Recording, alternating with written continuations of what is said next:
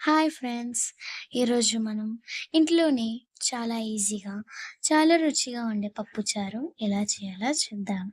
ఈ రెసిపీ ఒక్కసారి ట్రై చేస్తే మళ్ళీ మళ్ళీ చేస్తారు. స్కిప్ చేయకుండా వీడియో మొత్తం చూసేయండి.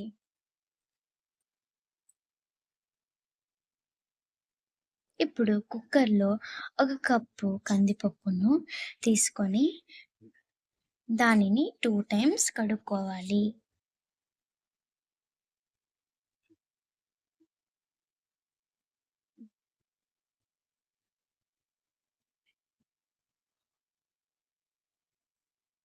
తర్వాత 6 వెల్లుల్లి రెబ్బలు, కట్ చేసుకున్న టమాటా ముక్కలను వేసుకోవాలి. ఆ తర్వాత ఒక స్పూన్ పసుపు యాడ్ చేయాలి. తర్వాత హాఫ్ స్పూన్ ఆయిల్ యాడ్ చేయాలి. ఆ తర్వాత స్టవ్ ఆన్ చేసి మీడియం ఫ్లేమ్‌లో పెట్టి 3 విజిల్స్ వచ్చే వరకు కుక్ చేసుకోవాలి. తర్వాత ఒక బౌల్‌లో కొంచెం చింతపండును వేసి కడుక్కోవాలి.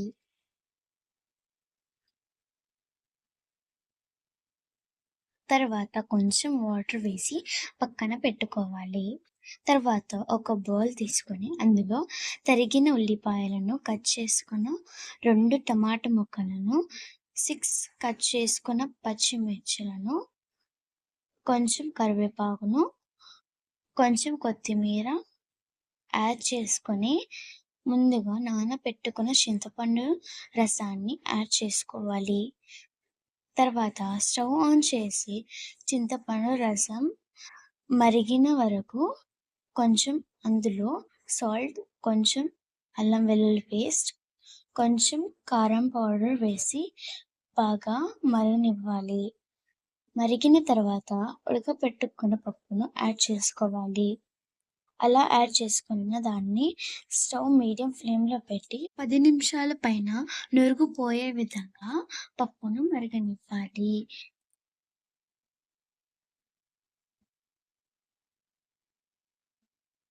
ఈ విధంగా పప్పు బాగా టేస్టీగా వస్తుంది.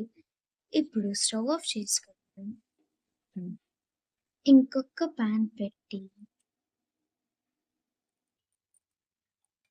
అందులో 2 స్పూన్ల ఆయిల్ వేసి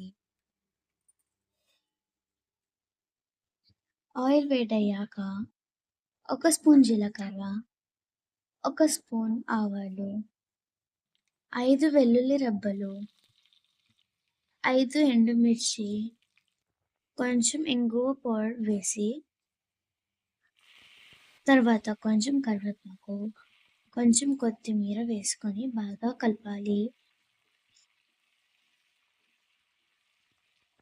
తర్వాత ఒక స్పూన్ పసుపు వేసి బాగా కలుపుకోవాలి.